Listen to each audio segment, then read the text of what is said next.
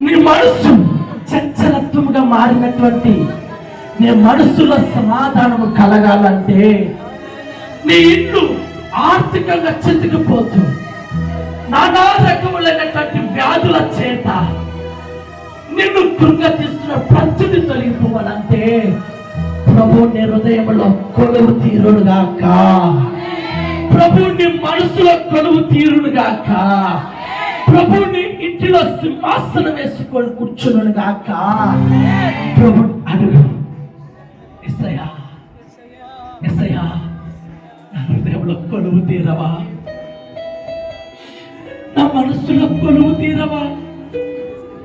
ఎంతగానో బాధపడుతున్నాను యేసయ్యా, శ్రమలకు కుంగిపోతున్నాను, సమాధానము సంతోషము కరువైపోయాయి, కడుపు నిండా తినలేకపోతున్నాను, మనసారా కంటి నిండా నిద్ర లేదయ్యా. నీ కృప చూపించావా? ఇదిగో నీ కన్నిటి పర్వతములతో చూస్తున్నా, సముద్రం వల్ల పొంగి పొరులుతున్నటువంటి మీ కన్నీళ్లను ఇదిగో అంతరంగంలో చూస్తున్న దేవుడు. కొలువు తీరాలి దేవుడు నీ హృదయంలో, నీ మనసులో కొలువు తీరాలి. సహోదరి, నీ హృదయంలో దేవుడు కొలువు తీరాలి, నీ మనసులో దేవుడు కొలువు తీరాలి, నీ ఇంటిలో దేవుడు కొలువు తీరాలి. ఇదిగో ప్రభువు నీ ఇంటిలో ఉంటే, ప్రభు నీ మనసులో ఉంటే దేవుడు నీకు సమాధానాన్ని కలగ చేస్తాడు, సంతోషాన్ని కలగ చేస్తాడు, నెమ్మది కలగ చేస్తాడు, పరిపూర్ణమైన ఆరోగ్యాన్ని కలగ చేస్తాడు. అయితే దేవుడు నీ హృదయంలో కొలువు తీరాడా? సహోదరి ఆలోచన చేయి. దేవుడు నీ హృదయంలో కొలువు తీరాడా? నీ మనసులో కొలువు తీరాడా? కొలువు తీరకపోతే, నీ హృదయంలో లేకపోతే, మనసులో లేకపోతే ఇప్పటికైనా ప్రభును అడుగు, ప్రభువా నా హృదయంలో ఒక్కసారి రావా, నా మనసులో ఒక్కసారి రావా.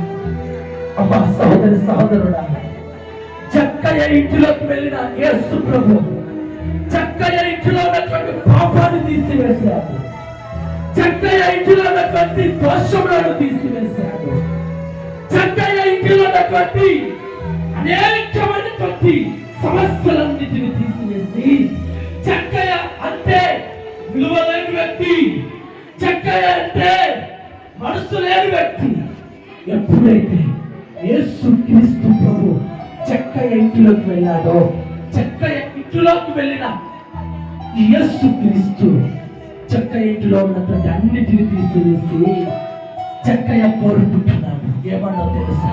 ప్రభువా నేను పాపినయ్యా, నేను పాపము చేసిన వాడు, దగా చేసిన వాడు, నలుగురు దగ్గర పీడించి పీడించి వడ్డీలు తీసుకున్న వాడనయ్యా, నన్ను క్షమించి నన్ను మన్నించి ఎవరి దగ్గర నేను తీసుకున్నానో తిరిగి చేస్తానన్నప్పుడు యేసు ప్రభు ఇంటిలో కాదండి, చక్కయ్య హృదయంలో కొలువు తీరాడండి, చక్కయ్య ఇంటిలో సింహాసనం వేసుకున్నాడండి. చక్కయ్య వలె ఈరోజు నువ్వు ప్రార్థిస్తావా? ప్రార్థించు.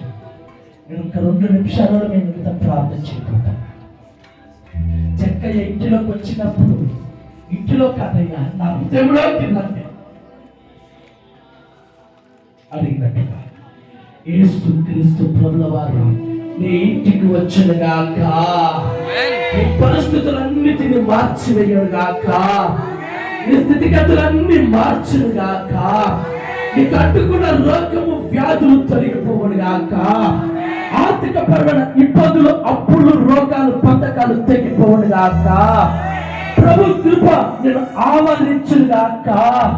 చక్కగా హృదయంలో కొలువు తీరినట్టుగా ఈ క్షణమందే ప్రభు ఆత్మ మీ హృదయములలో నివాసించునుగాక, మీ మనసులో ఉండునుగాక. దేవుడే మిమ్మల్ని అన్ని విధాలుగా ఆదుకొని మిమ్మల్ని బలపరిచి ఆత్మీయతలో నిలబెట్టునుగాక. ప్రార్థన. నా హృదయంలో కొలువు తీరమయ్యా అని తీర్మానించుకున్నట్లయితే ప్రార్థన.